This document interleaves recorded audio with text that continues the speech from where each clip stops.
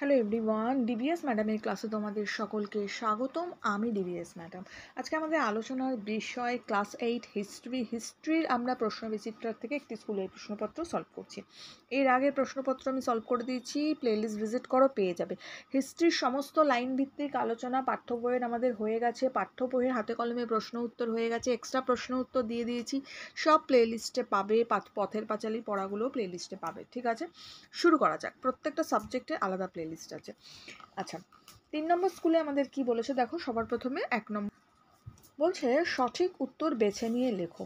অর্থনৈতিক জাতীয়তাবাদের প্রবক্তা হলেন অরবিন্দু ঘোষ, বিপিনচন্দ্র পাল, দাদাভাই নৌরোজি নাকি রাসবিহারী বসু? সঠিক উত্তর আমরা কি করব না, দাদাভাই নৌরোজি। নেক্সট, একটু বড় করে দিই, দেখতে সুবিধা হবে। ওকে, নেক্সট পরের প্রশ্ন বলছে নীল বিদ্রোহ হয়েছিল মাদ্রাজে, কলকাতায়, আহমেদাবাদে নাকি বাংলায়? কোথায় হয়েছিল? বাংলায় হয়েছিল নীল বিদ্রোহ।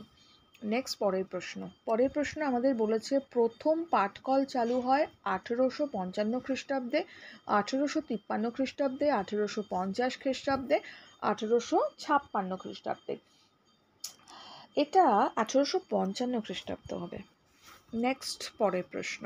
আচ্ছা, পরের প্রশ্ন আমাদের দিয়েছে যে মহলওয়ারি ব্যবস্থা চালু হয় দক্ষিণ ভারতে, উত্তর ও দক্ষিণ পশ্চিম ভারতে, পশ্চিম ভারতে নাকি বাংলায়? এটা হবে হচ্ছে উত্তর ও উত্তর পশ্চিম ভারতে। নেক্সট প্রশ্ন আমাদের বলেছে অসমকে স্বতন্ত্র অঞ্চল হিসাবে বাংলার থেকে আলাদা করা হয় 1825 খ্রিস্টাব্দে, 1874 খ্রিস্টাব্দে, 1901 খ্রিস্টাব্দে নাকি 1905 খ্রিস্টাব্দে? তাহলে এটা আমরা করব 1874 খ্রিস্টাব্দে।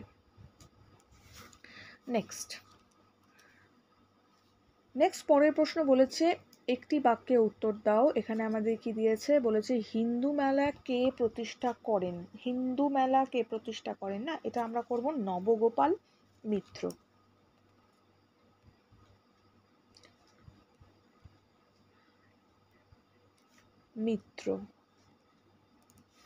ওকে, নেক্সট পরের প্রশ্ন আমাদের বলছে যে কত খ্রিস্টাব্দে আইন করে সংবাদপত্রের স্বাধীনতা খর্ব করা হয়? সংবাদপত্রের স্বাধীনতা খর্ব করা হয় না, এটা 1904 হবে, 1904 খ্রিস্টাব্দে। নেক্সট পরেরটা দিকু কাদের বলা হয়? দিকু কাদের বলা হয়? তাহলে দিকু কাদের বলা হতো, কি লিখবো আমরা? দিকু শব্দটি সাঁওতাল শব্দ, যার অর্থ হলো প্রতারক।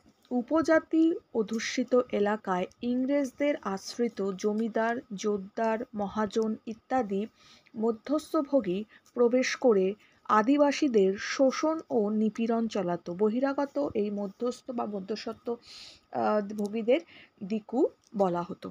ক্লিয়ার? দেখে নিয়েছো? নেক্সট পরের প্রশ্নে চলে যাব। পরের প্রশ্ন বড় করে দিই। ওকে, পরের প্রশ্ন আমাদের বলেছে ভারতের কত খ্রিস্টাব্দে টেলিগ্রাফ ব্যবস্থা প্রবর্তন করা হয়? ভারতে 1851 খ্রিস্টাব্দে এই ব্যবস্থা প্রবর্তন করা হয়, তো লিখব 1851 খ্রিস্টাব্দে। নেক্সট পরের প্রশ্ন বলেছে বারাসাত বিদ্রোহের সময় কে বাদশাহ উপাধি নিয়েছিলেন? তিতুমির।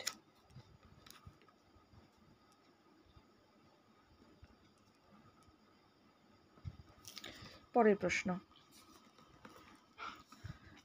আমাদের বলেছে যে কোনো দুটো প্রশ্নের উত্তর দাও। বলছে ডিরোজিওর শিষ্যদের নববঙ্গ বলা হতো কেন? আরেকবার পড়বো। বলছে ডিরোজিওর শিষ্যদের নববঙ্গ বলা হয় কেন?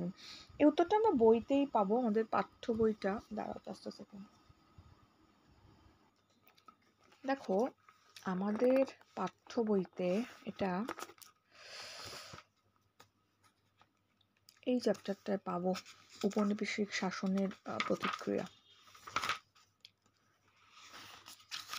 এই দেখো,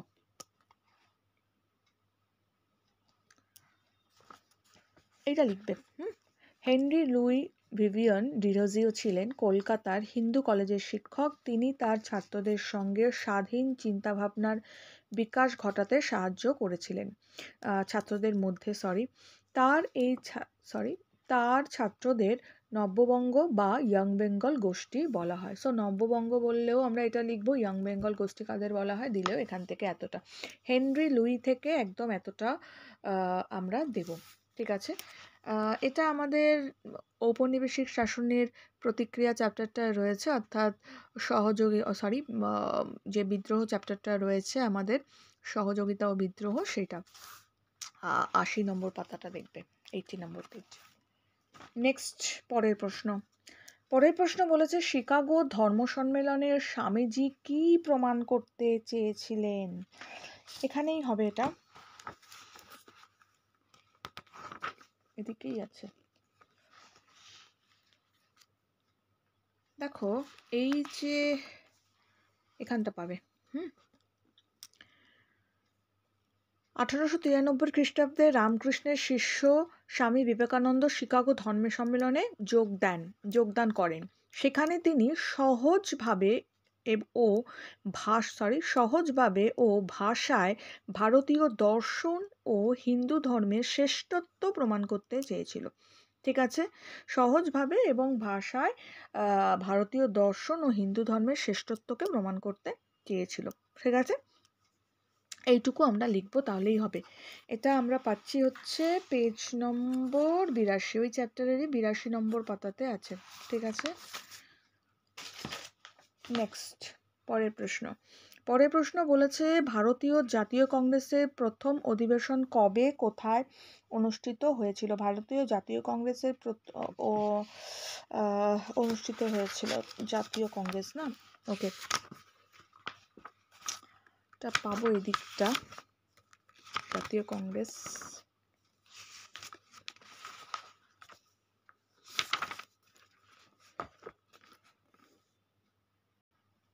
দেখো প্রথমে 6 নম্বর চ্যাপ্টারের প্রথমেই আমাদের এখানে রয়েছে 1885 খ্রিস্টাব্দে বোম্বাইতে জাতীয় কংগ্রেস প্রথম সভা বসেছিল। ডিসেম্বর মাসে অনুষ্ঠিত হয় এই সভা।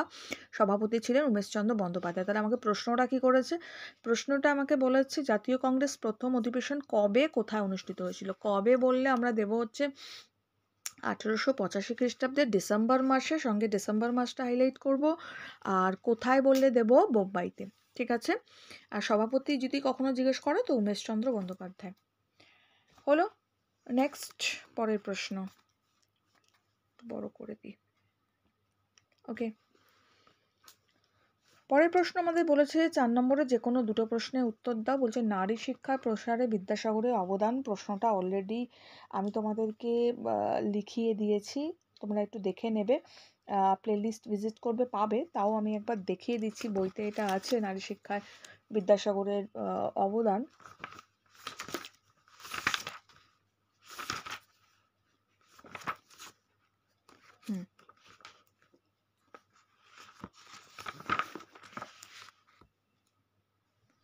দেখো এখান থেকে লিখবে, এই যে নারী শিক্ষায় বিদ্যাসাগরের অবদান, এখান থেকে লিখতে পারবে। এখানে দেখো অলরেডি দেওয়া আছে নারী শিক্ষায় কীভাবে করতে হবে, সো এটাকে একটু হাইলাইট করবে। ঠিক আছে, এটা আমি অলরেডি ভালো করে সুন্দর করে লিখিয়ে দিয়েছি, একটু প্লেলিস্ট ভিজিট করে দেখে নিও। নেক্সট পরের প্রশ্ন, এটা পেজ নম্বর 80-তে রয়েছে। নেক্সট পরের প্রশ্ন বলছে যে দাক্ষিণাত্য হাঙ্গামা, ওতে 3 নম্বর, সরি 2 নম্বরেরটা কি দিয়েছে তাহলে? বলছে যে 2 নম্বর দিয়েছে ভারতে রেলপথ নির্মাণের উদ্দেশ্য কি ছিল? রেলপথ এদিকটা পাবো, অর্থনৈতিক চরিত্র, রেলপথ। ঠিক আছে, এটা লিখতে হবে, রেলপথ নির্মাণের কি উদ্দেশ্য ছিল, এটা আমরা এখান থেকে লিখতে হবে। ওকে, এটা অলরেডি লিখিয়ে দেওয়া আছে, বড় প্রশ্ন আমি লিখিয়ে দিয়েছি, প্লেলিস্ট ভিজিট করো পেয়ে যাবে। নেক্সট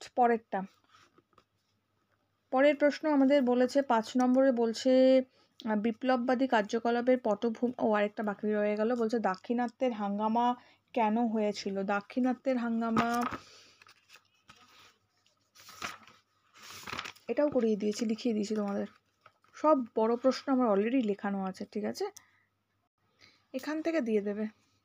এই যে কৃষক বাণিজ্যিকরণ নেতিবাচক প্রভাবের ফলে দেশের বিভিন্ন অঞ্চলে কৃষকরা বিদ্রোহী হয়ে উঠেছিল, এখান থেকে এতটা দিয়ে দেবে। 3 নম্বর দিয়েছে, এতটা দিলেই হবে। 5 নম্বর দিলে আরেকটু বেশি দিতে হতো। ওকে, এই যে দাক্ষিণাত্যের হাঙ্গামা নাম দেওয়া হয়েছিল, ঠিক আছে? এটা তোমরা পেজ নম্বর 61 রয়েছে। জাস্ট আ সেকেন্ড। নেক্সট, পরের প্রশ্ন। আচ্ছা, পরের প্রশ্ন আমাদের বলেছে যে বিপ্লববাদী কার্যকলাপের পটভূমি কীভাবে তৈরি হয়েছিল, কেন বিপ্লববাদীদের অনেক উদ্যোগই ব্যর্থ হয়েছিল। ওকে, কিভাবে পটভূমি তৈরি হয়েছিল, কেন উদ্যোগটা ব্যর্থ হয়েছে।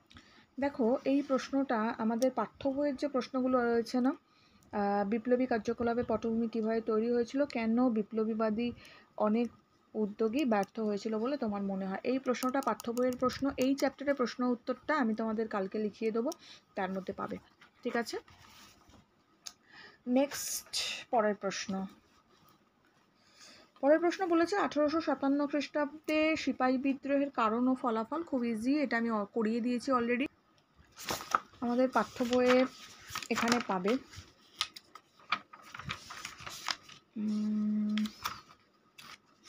সিপাহী বিদ্রোহ না, দেখো এই যে সিপাহী বিদ্রোহ 1857 খ্রিস্টাব্দের বিদ্রোহ, এটাই সিপাহী বিদ্রোহ নামে পরিচিত, জানো। এটার কারণ এবং ফলাফলটা আমাদেরকে একটু লিখতে হবে, তো এখান থেকে নিজেদের মতো করে এটা লিখতে হবে। আমি তোমাদের অলরেডি লিখিয়ে দিয়েছি, দেখে নিও। যদি খুঁজে না পাও আমাকে কমেন্টস করবে, আমি দিয়ে দেবো তোমাদের কমিউনিটি ট্যাবে, ঠিক আছে? তো আমি এখানে ক্লোজ করছি এখনের জন্য এটুকু। বন্ধুদের সঙ্গে শেয়ার করো, লাইক করো। খুব ভালো থাকো, টাটা।